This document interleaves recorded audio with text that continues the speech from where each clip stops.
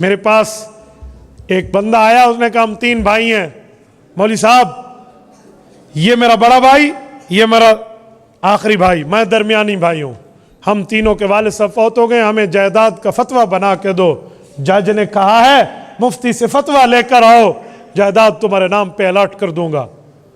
नाम पता भी लेकर आए।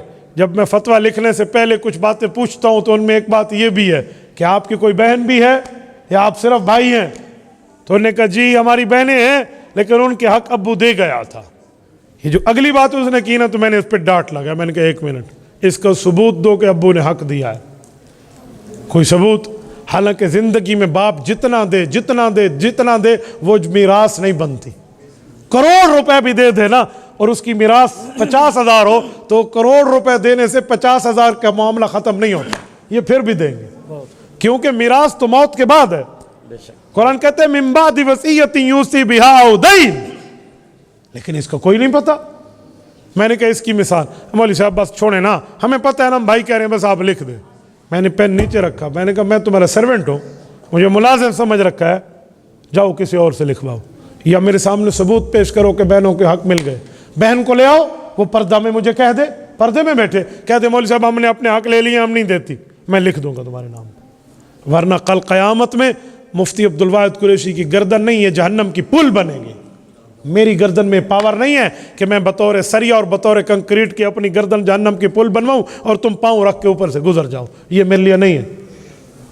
मरते क्या न करते। अब मौलवी जब एक बात पे डट जाए ना तो फिर आखिर लेकर आ गए।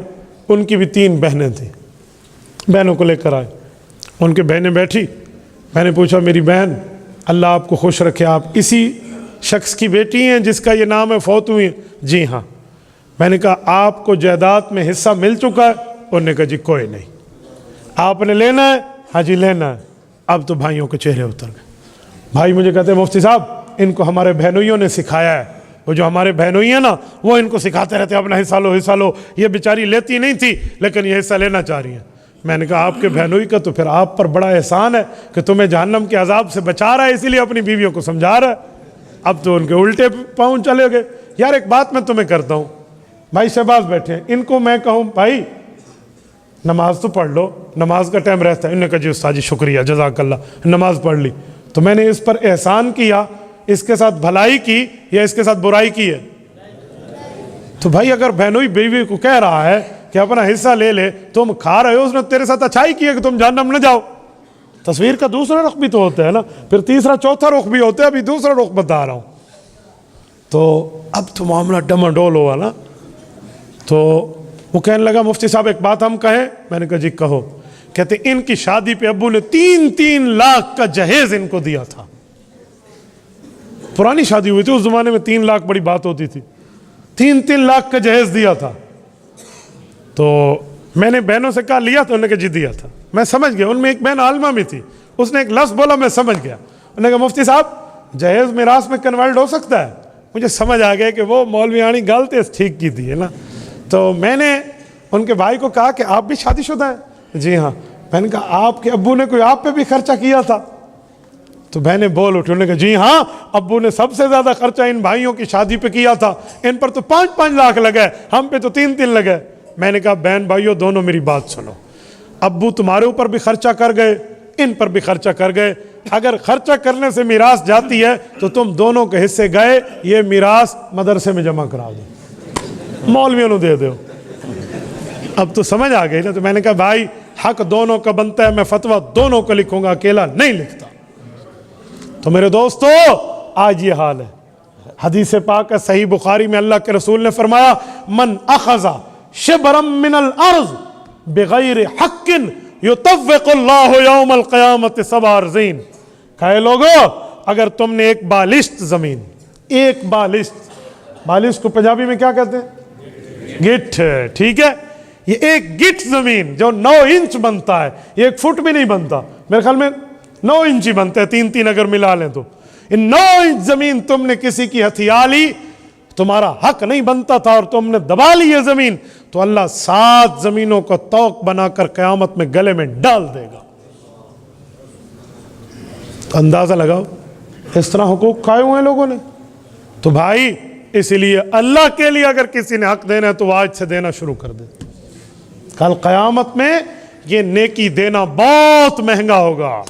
आज दे लो, आज बहुत सस्ती है, आज दे लो, कुछ नहीं होता। और कुछ वो हैं जो बहन हिस्सा मांग ले, अल्लाह माफ़, अल्लाह माफ़, ये हाल होता है, मर्जी उसके साथ ख़त्म कर देते। इतनी हिस्सा मांग दी है तो भाई उसको अल्लाह रसूल ने हक दिया, वो नहीं मांगेगी। कभी तूने हक छोड़ा है बहन के हक में? ना भाइयों पर ठप्पा लगा हुआ है, भाई ये हिस्सा लेंगे बहनों का खा जाएंगे, ये कहाँ है? और ऐसा ऐसा जुल्म कि उसके साथ मामलात ख़त्म हो गए। आप बहुत ज्यादती कर रहे हैं अगर यही बात है तो। दोनों के हक हैं, दोनों एक माँ बाप की औलाद हैं, आपको देना होगा। और ये नहीं है कि भाई, अच्छा फिर एक मसला और है, पता है वो क्या है? वालिद फौत हो गया, बड़ा भाई कारोबार कर रहा था, अब्बू के बनाए हुए कारोबार में वो चला रहा था, लाखों करोड़ों में कारोबार पहुंच गया। अब क्या कहेंगे? जब अब्बू फौत हुआ था ना तो उस वक्त 10 लाख का अमाउंट था, आज तो 2 करोड़ है, लिहाजा उस 10 लाख में जो बहनों का हिस्सा बनता है दे दो। अरे खुदा के बंदे, अगर एक फर्क तूने कर लिया होता तो ये बात ठीक थी, वो फर्क तुमने नहीं किया। वो फर्क क्या था? जब अब्बू फौत हुआ फौरन हिस्से मुमताज कर देते, तेरा इतना हिस्सा, तेरा इतना, तेरा इतना, तेरा इतना। उसके बावजूद, उसके बाद अगर कोई अपना हिस्सा तुम्हारे साथ कारोबार में रखता तो तुम्हारा पार्टनर होता, न रखता तो ले लेता। अब जब सबके मुश्तरका हिस्से रहे, तुमने अलहदा अलहदा नहीं किए, उनको हिस्से नहीं दिए, और वो 10 लाख का कारोबार आज 2 करोड़ का हो गया है, तो बहन भाई सारे, जिसने मेहनत की या जो घर बैठा रहा, सारे इस 2 करोड़ में शरीक हैं। ये नहीं कह सकते तुम कि मैं मेहनत कर रहा था और वो घर बैठा था। पहले दिन तो उसको तकसीम कर लेता ना, तूने क्यों नहीं किया? उस वक्त इतनी मोहब्बत होती है कि अभी तो हमारे बाप की कब्र की मिट्टी खुश्क नहीं हुई और तुम कहते हो हम हिस्से जुदा कर लें, और 2 साल बाद ऐसी लड़ाइयां पड़ जाती हैं, कहते हैं मैं इसकी बूथी भी नहीं देखनी, मैंने इसकी शक्ल भी नहीं देखनी। अब वो मोहब्बतें कहाँ गई? भाई इस्लाम का हक है, पहले ही आप कर लेते।